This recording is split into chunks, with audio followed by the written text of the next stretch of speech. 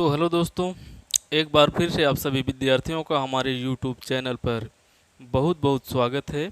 तो आज के वीडियो में हम लोग पढ़ने वाले हैं वर्ण विचार पढ़ रहे हैं हम लोग, जिसमें कुछ वीडियो हो चुके हैं और उसके आगे से हम लोग इस वीडियो में देखने वाले हैं। तो वर्ण विचार में हम लोग पढ़ चुके हैं स्वर, व्यंजन, वर्णमाला, अयोगवाह, इन सब के बारे में हम लोग जान चुके हैं और स्वरों का वर्गीकरण हम लोग पढ़ रहे हैं। ठीक है, क्या पढ़ रहे हैं?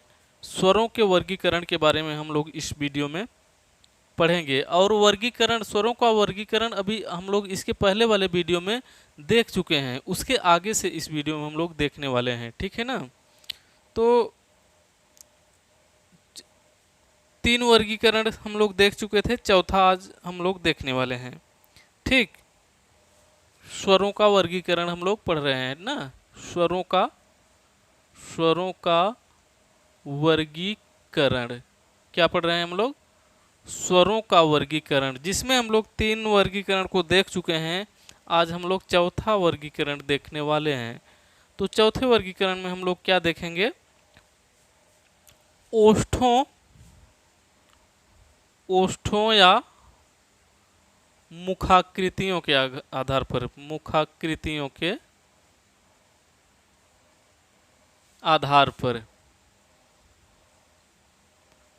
स्वरों का वर्गीकरण हम लोग इस वीडियो में देखने वाले हैं।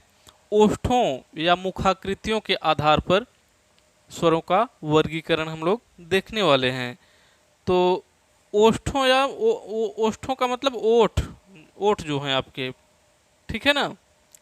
तो ओष्ठों या मुखाकृतियों के आधार पर स्वरों का वर्गीकरण जो किया गया है, इसको 2 भागों में किया गया है, 2 भागों में बांटा गया है।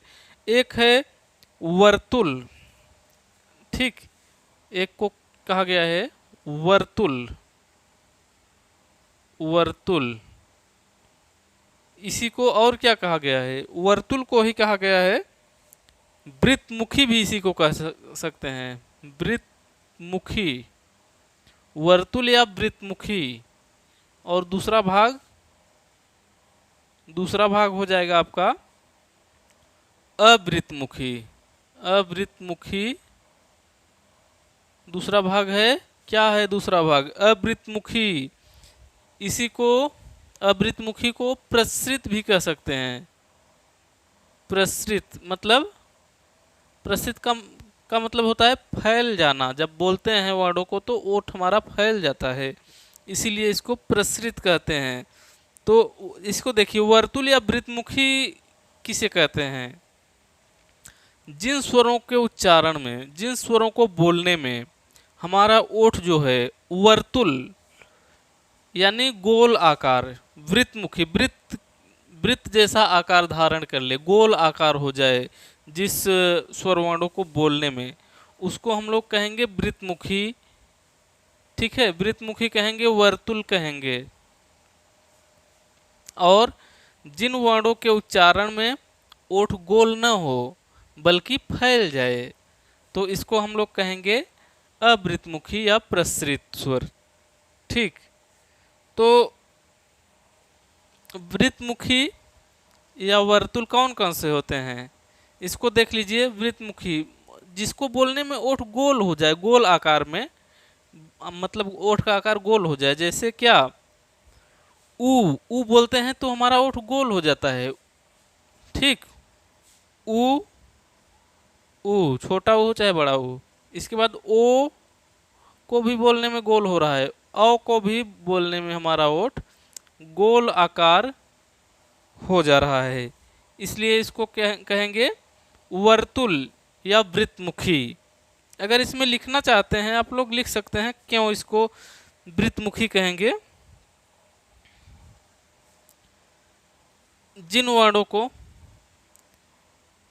या जिन स्वरों को, जिन स्वरों को बोलने में ओठ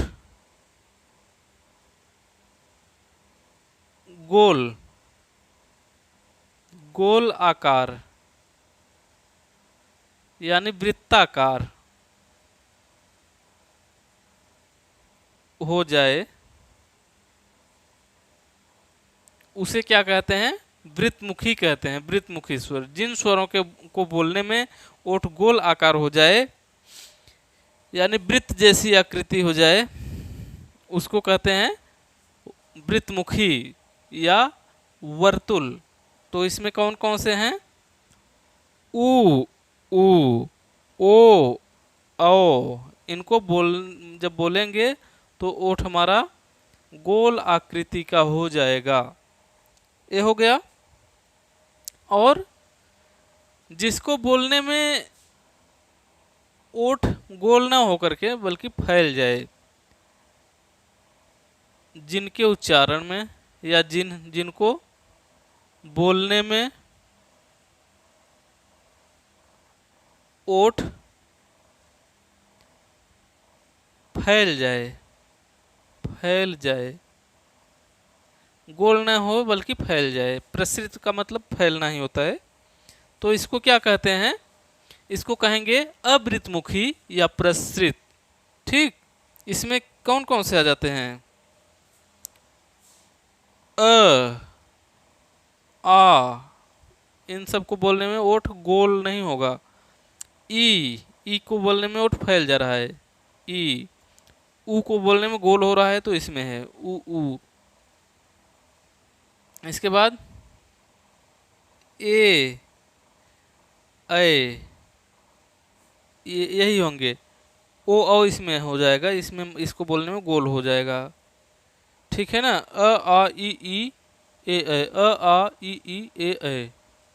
ठीक, ये हमारे हुए अवृत्तमुखी या प्रसृत स्वर, और ये हमारे हुए वृत्तमुखी या वर्तुल स्वर।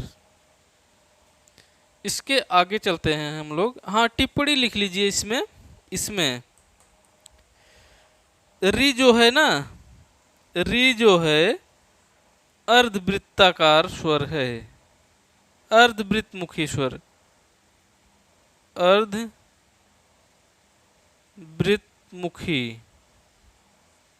री जो होता है वो अर्धवृत्तमुखी इसको कहा जाता है, अर्धवृत्ताकार स्वर है। ठीक है, तो इसके आगे चलते हैं। इसके आगे चलते हैं और हमें आशा है कि आप लोग समझ गए होंगे। अब पांचवा वर्गीकरण हम लोग देखते हैं। ठीक है ना? पांचवा वर्गीकरण हम लोग देखते हैं।